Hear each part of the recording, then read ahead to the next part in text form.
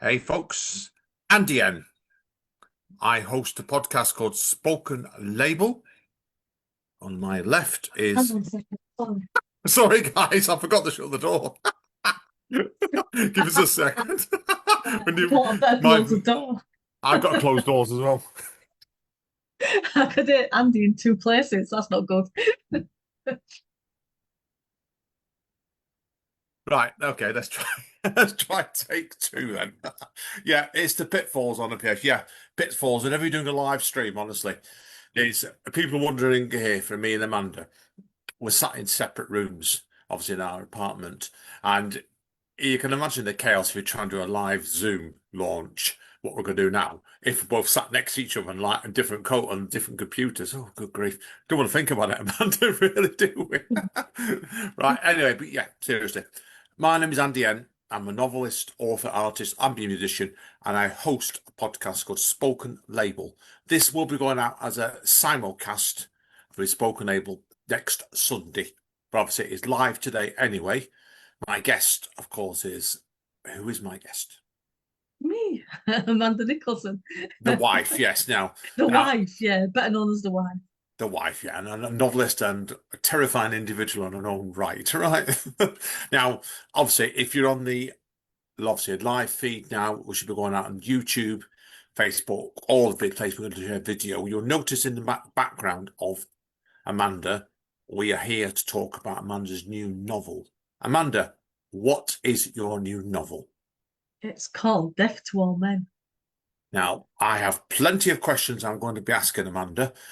Anybody's tuning in live on the live feed, feel free to drop me a message or Amanda a message on our Facebook page, and because I do have questions to ask Amanda, some of which have been sent in, some of which I've prepared after Amanda's read an extract out. So over to you, Amanda. Right.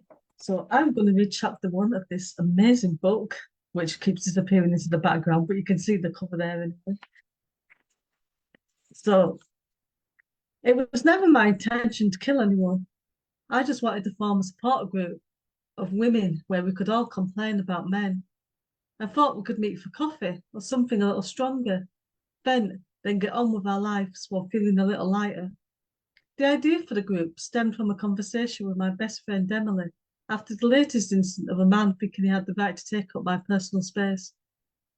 We were sitting in a quiet cafe in Stockport on one of the rare occasions we both had the afternoon off. I was late because I got off the bus 2 stops early and walked the rest of the way, which was all uphill.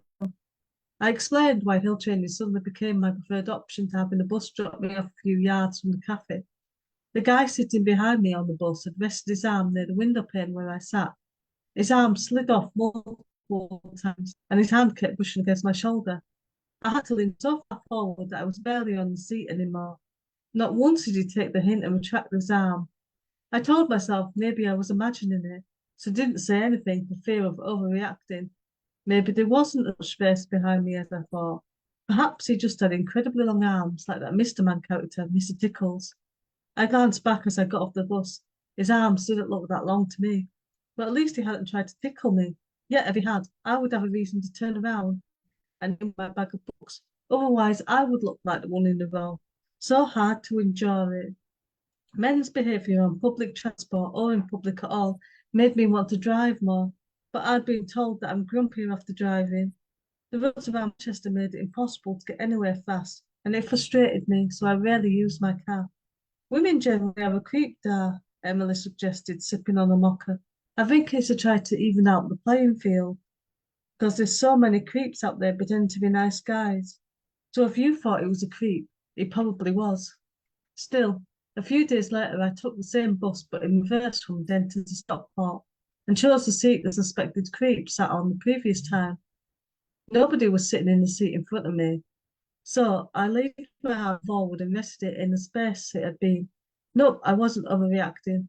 He would have had to lean forward and stretch a bit, even accounting for his arm being a bit longer than mine. It was far from the worst thing a man had ever done to me, but it was still an intrusion into my personal space. This was part of the reason it annoyed me so much. It also made me doubt myself and feel like I couldn't say anything. When I called Emma and told her, She didn't seem surprised and launched into a story about a guy who sat behind her on the bus and was leaning in so close he could see the emails on her phone. She confirmed this when another friend sent her a funny picture and the man behind laughed. It became obvious this was the start of a much longer chat, so I invited her to my flat. After a few glasses of wine, Emily and I got talking about stories we had heard from women we knew. They ranged from men following women home at night and getting angry if the woman confronted them about it, to men who just wouldn't take no for an answer, thought women's bodies were there to be touched, regardless of whether the woman consented. Some of the more frustrating stories were where women went to the police and they either didn't do anything or a visit from the police made the man angry. And guess what? Yes, he took that anger out on the woman who had reported him. It made me so mad. Everyone has a story. Most people have more than one. And you can't scroll through social media without finding a news article about a woman being harassed or worse by a man.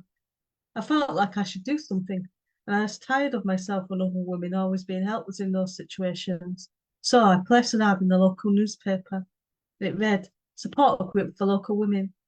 Most women have had a man stalk or harass them, or just generally make them feel uncomfortable. If you're reading this, you're a woman, and you can relate, join our group. The venue. I didn't want to put any details about the venue I decided on or share my personal phone number, as I suspected a few men might see this as an invitation to call, or just show up if they wanted to bother. Instead, I included an email address I set up just for the group. I was right not to include anything other than a throwaway email address. I received dozens of emails. I guessed a lot were from men, though not all of them were obvious. The more obvious ones suggested that women should be grateful for a man's attention. One charmer said I probably had a big nose and a droopy face and wore dungarees in the winter, and that I looked like a fish while having sex. It was oddly specific, and I wondered if he was basing this on himself or someone he knew. Perhaps an imagined female version of himself. Another man just emailed a picture of a certain part of his anatomy. I guess it must have been cold when he took it. I siphoned through all the emails from people claiming to be women. The only thing I could think to do was look up the names on social media and confirm they were real people. I did this for 10 of them. The rest had no online presence. I had no intention of inviting anyone to the group who I couldn't confirm was who they said they were. I sent a friend a follow request to the 10 names I found, along with a message saying who I was and mentioning the support group. 5 of those responded, and that's how a little group of 6 was born. I booked a meeting room 10 minutes walk from my flat, and I hoped I could convince the others to pay towards hiring it after a few weeks of meeting. Otherwise, it would get too expensive to pay for by myself on my teaching assistant salary. I arrived 15 minutes before everyone else, made coffee in a small kitchen area, then sat and wondered if any of them would show up. Or what if I was wrong and they were all men pretending to be? Anyone can start a social media profile and take a few pictures from another website. I only felt like I could finally breathe when the others started to arrive. Gemma was the first, followed by Kate and Lisa. Those two told me they were cousins. Kate had seen the ad and told Lisa about it. Pauline was the oldest at age 41. The rest of us were in our 20s. I thought maybe the last person, Elena, had a change of heart and was about to introduce myself and ask everyone to say what brought them here. When she arrived, out of breath and red-faced. "I'm so sorry I'm late. I had a guy follow me on the train. I had to go into a shop and book an Uber just to shake him off." Instead of the formal introductions I had planned, everyone began to share similar stories and the venting began. Although I preferred that women didn't have to deal with this crap, I was grateful for the icebreaker. Despite only talking to all on social media, I felt like I knew them all. I'd heard too many similar stories before, but it left me feeling frustrated and helpless. Maybe that's why I spoke up. We might not have much else in common for all I knew, but one thing bound us together, a fear of men. Okay, maybe that's a bit of an overstatement. It wasn't all men, and I'd never run away at the sight of the opposite sex. But I'd always been aware it could be any man. Being attractive or unattractive made no difference. Neither did a man's job, his family, friends, or where they lived. Even though some people tried to blame those factors on the rare occasions they were caught out, I wasn't buying it though. Maybe it was impossible to tell which were the ones who would follow you home at night, put something in your drink, or slowly but surely alienate you from everyone until all you had was them. Most women only found out when it was too late. "We should do something." I was about to ask what when I realised it was me who had spoken. "Aren't we already doing something with this group?" Helena said. I think she means something a little more proactive, Kate said. Well, it's not like we can kill them, is it? Lisa's words lingered in the air long after she spoke them. It may have been a throwaway comment, but for 1 second, her angry expression told me she meant it. Her face quickly relaxed and she shrugged. Pauline offered to hold the next meeting at her house. I agreed, preferring not to keep paying for the meeting room. I took her address. She lived in Gorton, which wasn't far to travel from Denton. As I walked home, I saw a couple of men who must have been in their 50s wolf whistling at a girl who was barely legal. They were so self-confident in their out-of-shape bodies that they seemed to think it was okay to wear jeans that showed their hairy bum cracks. The girl glanced back, then quickened her pace towards the bridge leading to the retail park. This only made the men laugh like any reaction was good, even fear. One of them grabbed his own crotch and yelled, "You know you want this, love." I had been in her place too many times and recalled the embarrassment and the nagging fear that one of them might try to get physical. It wasn't a compliment to be ogled by a group of men old enough to be your dad. Lisa's words replayed in my head. It's not like we can kill them. Still, there must be something I could do. I made a mental note to think about our options before the next meeting, but I never got the chance to make my suggestion of setting up a system where we all checked in on each other and had a code word if one of us felt threatened. The following week, I arrived at the address Pauline had given us, and I heard shouting before I had time to ring the bell. I stopped with my hand hanging in the air, just inches away from the doorbell. The first voice belonged to a man, although I couldn't hear what he was saying. His tone and volume told me he was angry. It was an all too familiar pitch. Then I heard a female voice, much quieter. I dropped my arm to my side and leaned my head towards the door, trying to hear what they were saying. Please, the female voice said. It was the same tone women use when trying to calm down an irate man. Please, she said again. Don't plead with me now, the man shouted. You never thought about that when you were flirting with him, twiddling your hair around your finger like a stupid, desperate schoolgirl. It was just a wind cleaner. That wasn't flirting. I was paying him the money for the last 3 times you forgot. By this time, the others arrived. Kate and Lisa stood at either side of me, while Gemma and Elena stood behind us. Should we do something? I turned around to answer Gemma, but there was a loud crashing sound from inside the house. We all looked at each other. We need to get in there now, Elena said. I began to kick the door. It certainly wasn't as easy as they made it look on TV. After a few kicks, my foot hurt. Kate and Lisa joined in, kicking and banging at the door. Unsurprisingly, it didn't budge. Stop, Gemma said. We need to work together if we want to get inside. She stepped forward alongside Lisa and Kate. After three, she told them. 3, 2, 1. The three of them kicked out in unison. The door shook a little, but didn't open. There was no space for Elena and me to join in. We could only stand there and watch. I considered taking my phone out of my bag and calling 999. Would the police turn up or dismiss it as a domestic? Again, Gemma ordered, and the three of them counted down together. On 2, the door opened, and a man in his 40s filled the doorframe, looking at us with a scowl on his unshaven face. What the fuck are you doing to my door? The 5 of us looked at each other, then at him. I can't say for sure what was going on in the other girls' heads, but that was the moment I realised I couldn't hear Pauline inside. I think at least some of them realised the same thing too. Pauline, Elena called out. There was no response. We all started calling out to Pauline. Inside the house was eerily quiet. Will you shut up, he demanded, lashing out and punching Kate in the face. She fell backwards onto the pavement. It was almost as if this act unified us, so that we were all temporarily on the same wavelength. The 4 of us glanced at Kate for long enough to make sure she was okay. Then we launched at the man in unison. I hadn't expected us to do this, but from the look on his face, neither did he. This joint effort and the surprise element were enough to push him out of the way, and he stumbled at the bottom of the staircase. He fell to his back, although he was still conscious. The impact was enough to knock the wind out of him. This brought us a minute to run inside and into the living room. We all stopped after a few steps. Behind the grey three-seater sofa, I saw a pair of legs in black tights and a grey knee-length black skirt. A white fluffy slipper was on the right foot, while the other had fallen off nearby. I was the first to step forward and peer over. Pauline lay face down on the ground, her brown hair obscuring her face. She wasn't moving, and I didn't get time to confirm whether she was dead or alive. Bitches, a voice growled. I knew without turning around that it was him. He killed her, Lisa said.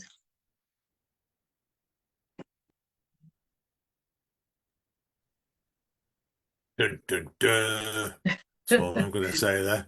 Dun, dun, right. Now, obviously, I'm going to ask a series of questions now on this, obviously, about the book. Being serious here.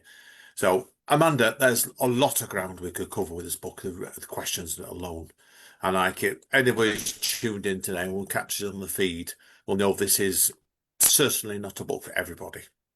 That's for sure with it. So, now, obviously, in time, first of all, then.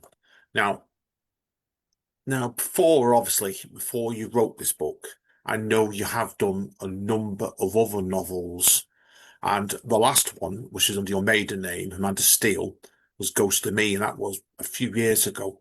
Now, what has made you want to return to novels after I think I such a think I had a period? few ideas in between Ghost of Me and this book, but I was busy with my copywriting, and then unfortunately I got replaced by robots, and I had time to sort of work on the ideas that were coming into my head at that time.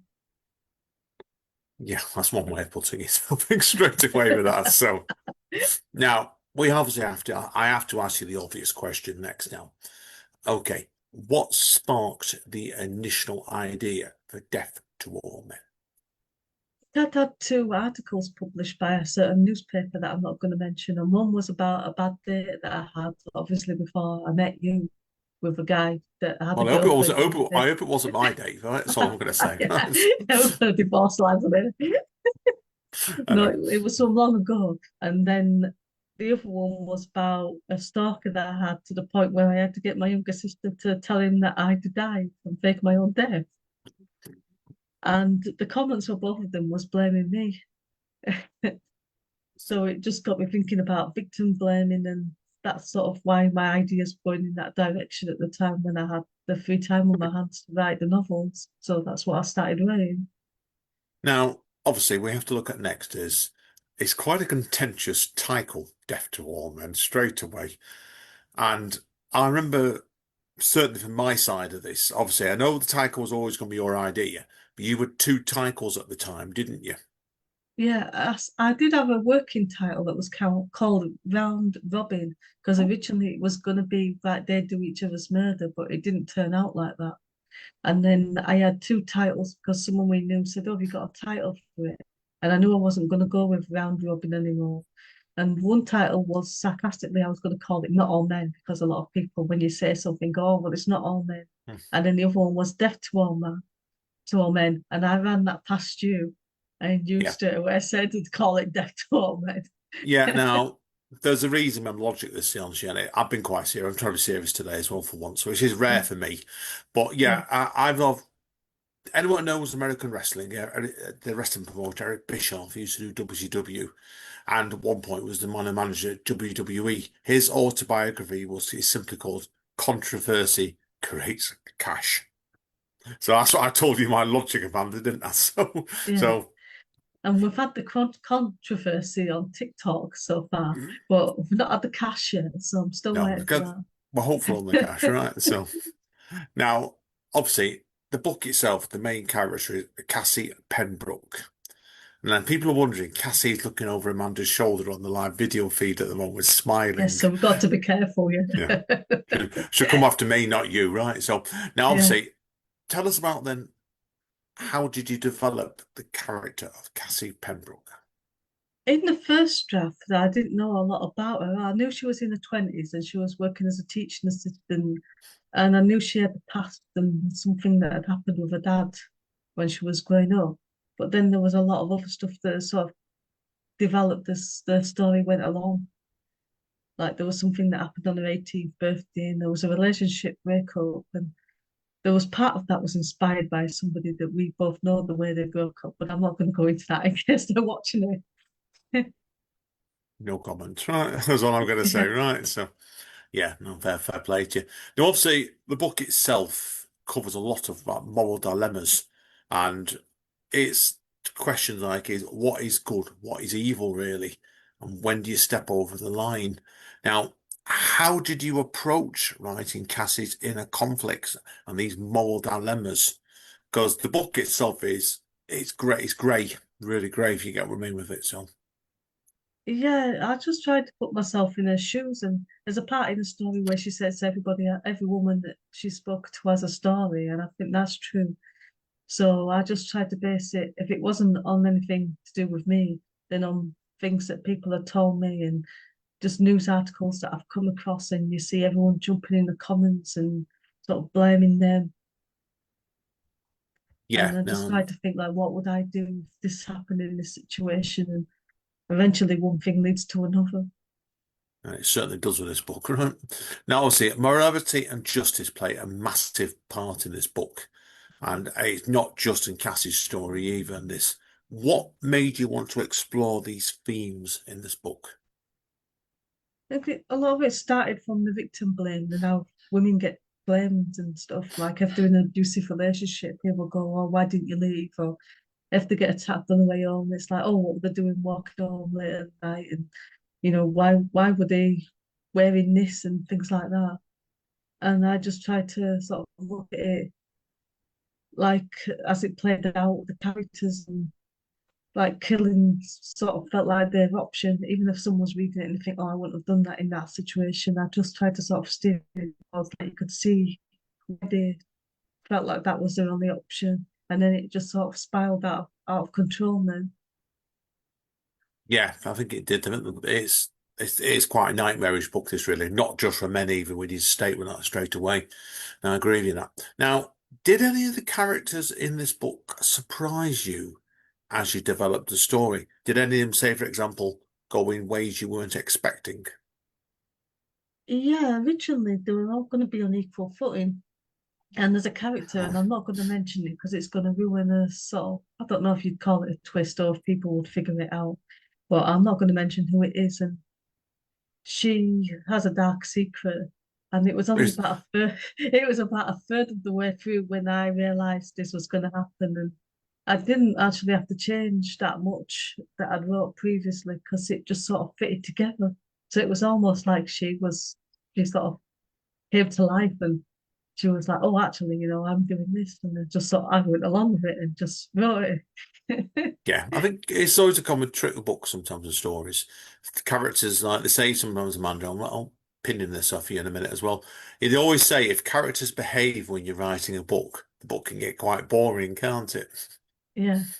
And I like it sometimes when they do something that I wasn't expecting because it's like, oh, actually, that'll work and that'll make the book better because otherwise it's just a bit too straightforward. Yeah, I do as well. Now, I know who some of your influences are, but obviously you can tell us who they are in a moment. But I also want to know as well, when you were writing this book as well, did you actually find yourself reading and getting drawn to this sort of genre? Because there is books out there, perhaps not Yeah. as graphic a title as this book, would go in that same direction. I'd read a couple and I've read a lot more since.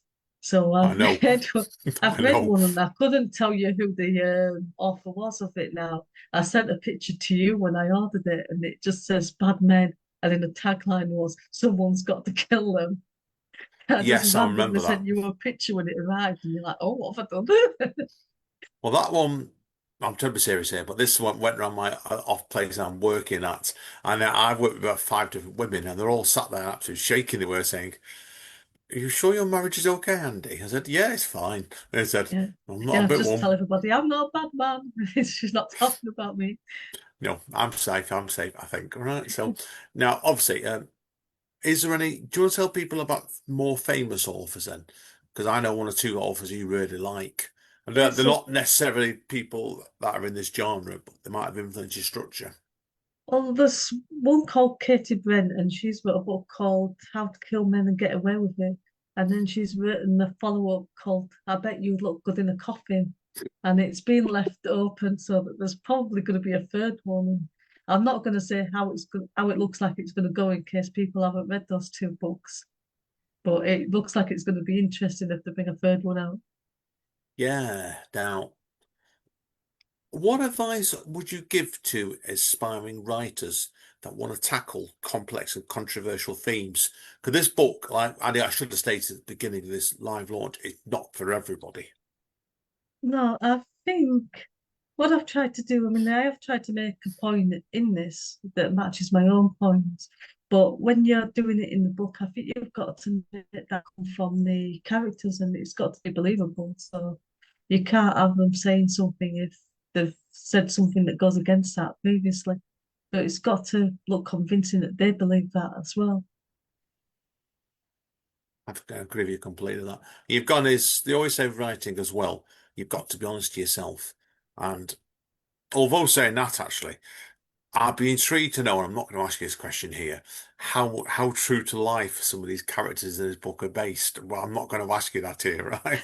No, the only thing that's really based completely 100% on real life experience is the bus scene, because that Yeah, actually happened to me when I sat on the bus and you start to doubt yourself and think like, why is this guy touching my shoulder? And it really you shouldn't be leaning that far forward because it's like he's actually doing this on purpose and nobody's saying anything and you just start thinking, well, maybe I'm imagining it. And if I say something, well, they'd be like, oh, I won't go near you for a badge pull kind of thing. yeah, no, it's a fair point. It's a fair point.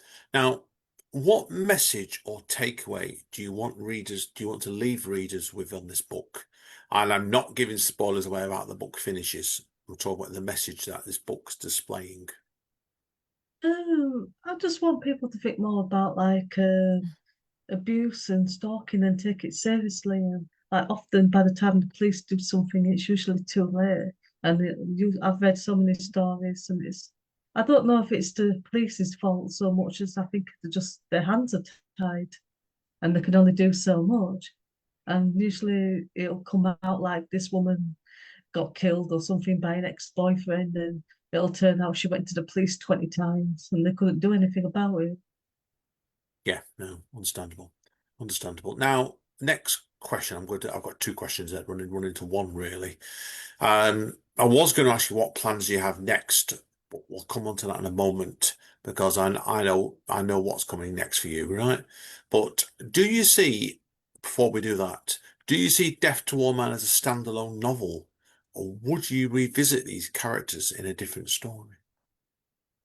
It's a standalone, but in the next book that I've got, which I'm not going to give the title of yet because I'm guessing that'll be the next question. It's Partly, yeah. yeah, one of the characters sort of refers back to a character in this book, but doesn't mention them. But if you've read this book, it's like a little Easter egg where you'll be to figure it out. You'll be like, oh, that's so and so. Yeah, she's talking about.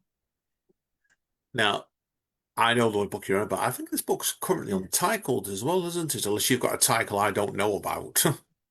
Then book after that is untitled, Ah, and right, that's where a supporting character in my next book, well, my next book in this genre anyway, get is she gets her own story in the right. next book in That's the book that. after that. That's Yeah, the third book. Yeah, that's what I thought. Them a second. yeah. Yeah, there is. Like But I said, there they're is. all standalone. But if you read them, they're all set in the same world, and they have little Easter eggs as well.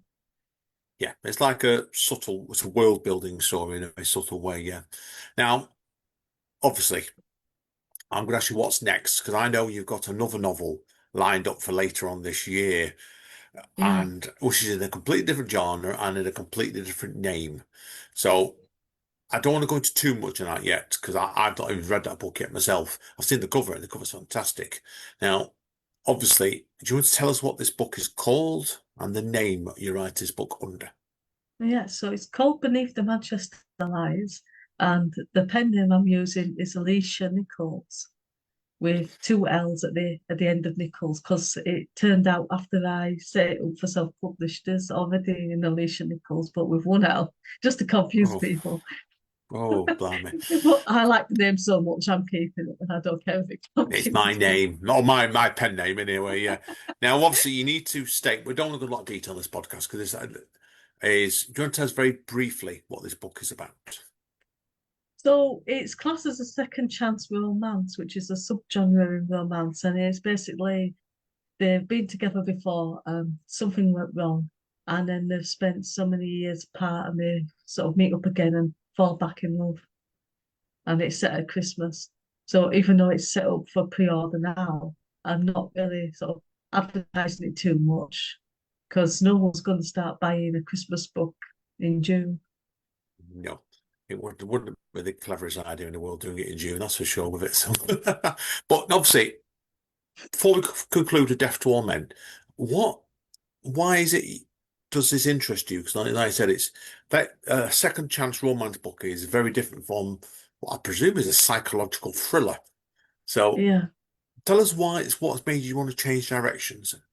I started writing it originally for Harlequin, and I thought if I got accepted by them, then they usually have their authors write other books, and they've got a really good marketing plan.